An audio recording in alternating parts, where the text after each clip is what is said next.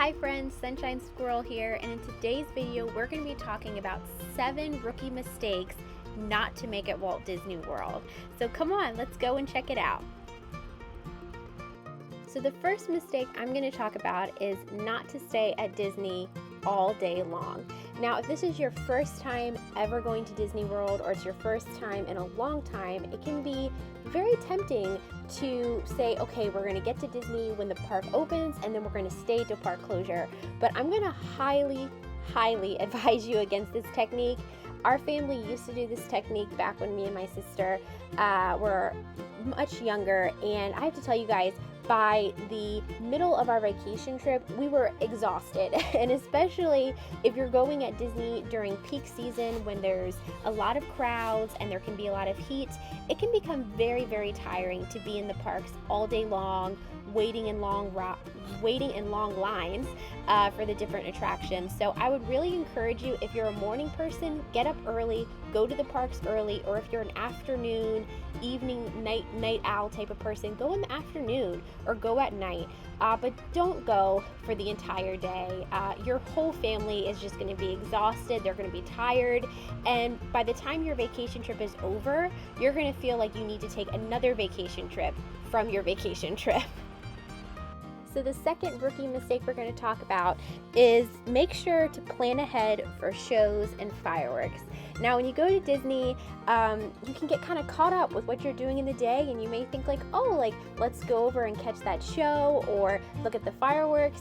But at Disney, you really have to plan ahead for the shows and the parades and fireworks that you want to see, because these are really popular.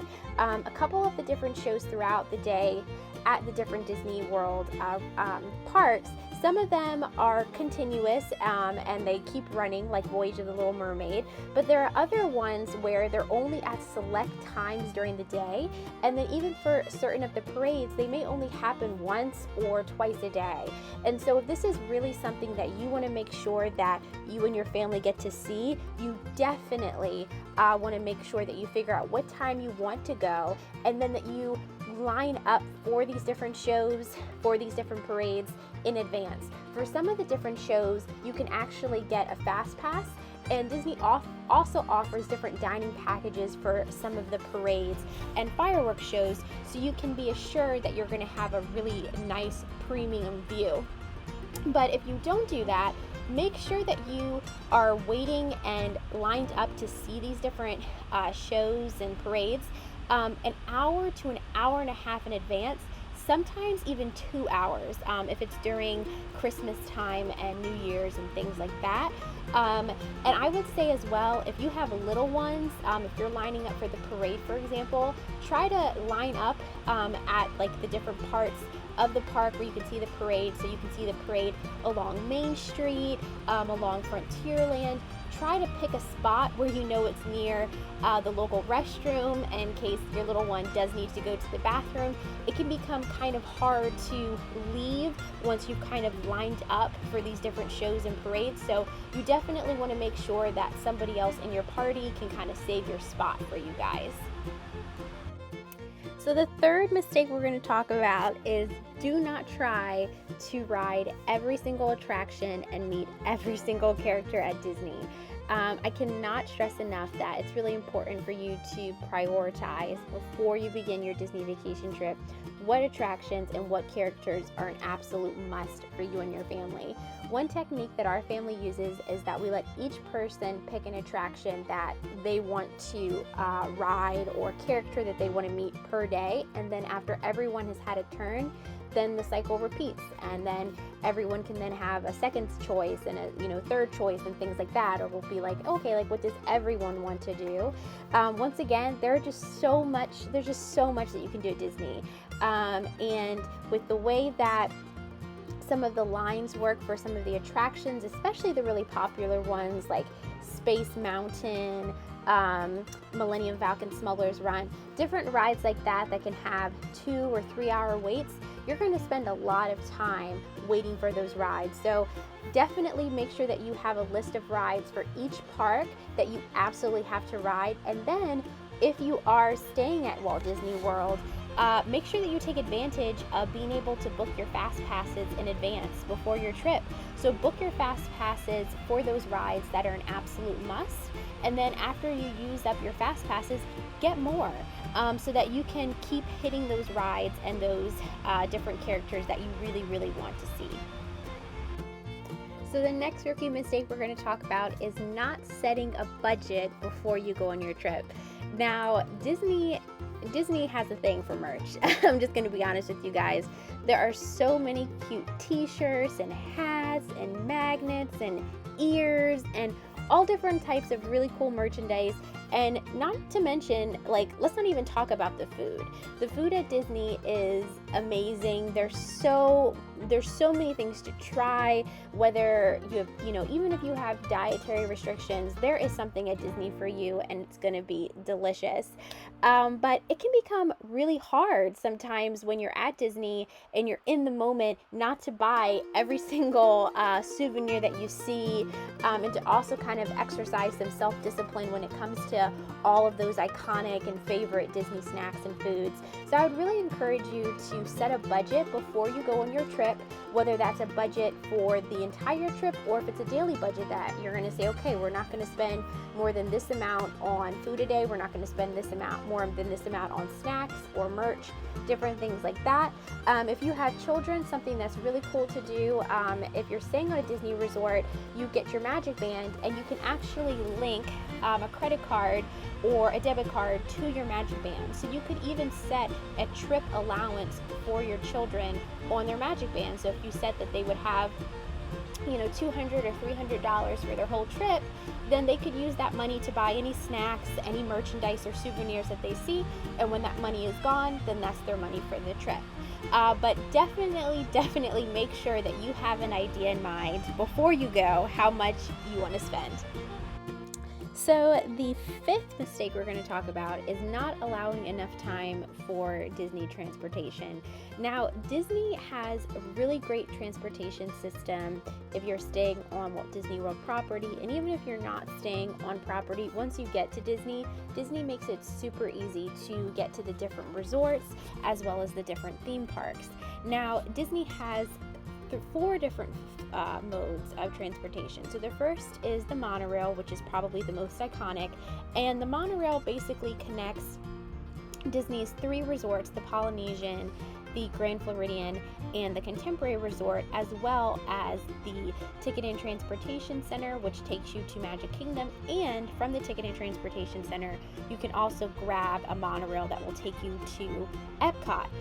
Disney also offers a bus system for all of their resorts, so the deluxe, moderate, and values all have a bus that will take you to the different resorts.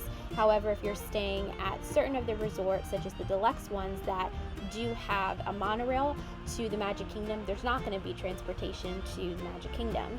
In addition to those systems of transport, Disney also offers a boat transportation system that will take you throughout to Magic Kingdom from the Contemporary, the Polynesian, and the Grand Floridian. And Disney's new transportation system, the Skyliner, also connects a couple of Disney's moderate and value resorts. So it connects Coronado Springs, Caribbean Beach, Disney's Art of Animation, Disney's Pop Century, and Disney's newest DVC building at the Riviera Resort. Now, what I would like to mention as far as transportation goes is, as you guys can see, there are a ton of options to get to and from Disney. However, the problem arises in that a lot of these transportation systems can become quickly overwhelmed with the amount of people that are trying to take them at the same time. And so it really depends on what time of year you're going down to Disney and what time of day. Early in the morning, there's a lot of people that are going to be going to the park, so the lines for the buses can be pretty long, and they can only take a certain amount of people.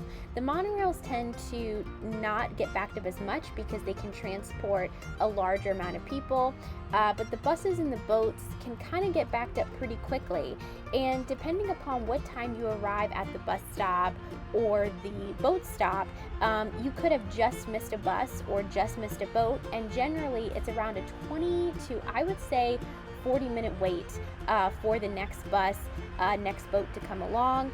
There can also be some backup with loading and unloading guests at the different stops. So if you have a fast pass coming up or a dining reservation, make sure that you give yourself at least an hour in travel time if you're using the Disney transportation system.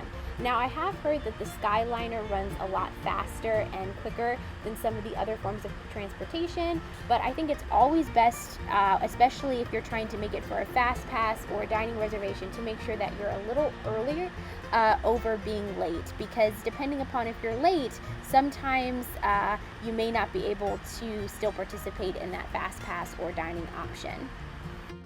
The next mistake we're going to talk about is not using Disney's PhotoPass system. So Disney has an awesome PhotoPass system where they have PhotoPass photographers that are stationed throughout the park at different character meetups and at even different dining experiences with characters that will take your picture with the characters, or like I said, in front of the castle, different areas of the park, for free. It only costs money to purchase these photos later on, but they're basically stored in Disney's kind of cloud system. Your PhotoPass cast member that takes your picture will scan your Magic Band, and then you can access your photos via your My Disney Experience account. Or if you don't have a Magic Band, your PhotoPass photographer will give you a card that has a code, and on that code you go to the Disney PhotoPass website and be able to put that code in and access all of your photos. So it's a great way to not have to worry about having a camera with you if you don't want to carry a camera around, or if it's in a moment where it's just really fast and you don't have time to get your camera out, or you just want to have a nice professional quality photo taken in front of your favorite Disney attraction or character. Take advantage of the fact that it's completely free to have your photo taken.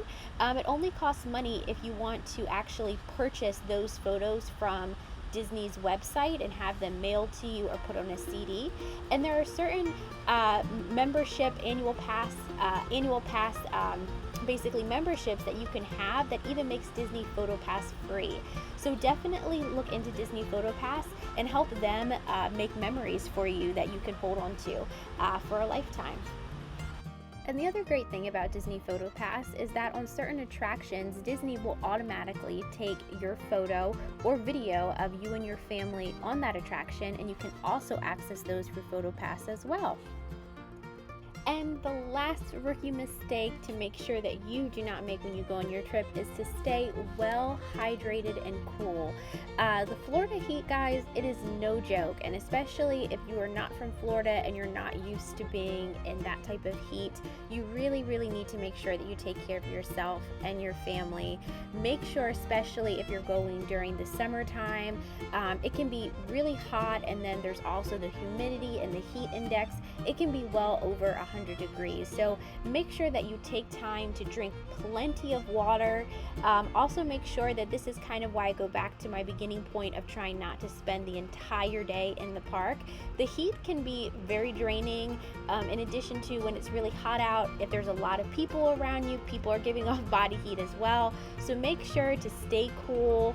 If you have a pool at your resort, go back to your resort. Take a dip in the pool, relax.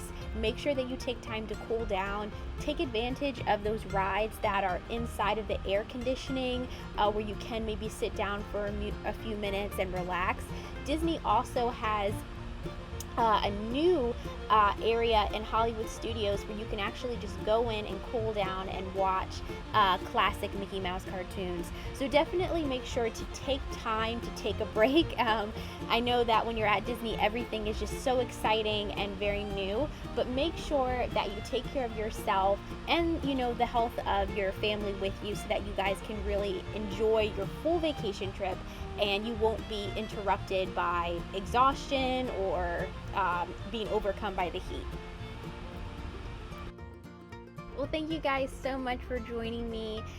Please make sure to leave a thumbs up if you like this video, and comment down below and let me know if you made some of these rookie mistakes when you first went to Disney, and if you've learned your lesson, and if there are any other rookie mistakes that you've made that you would definitely recommend that other people don't do. I look forward to hearing from you guys, and I will see you next time. Bye!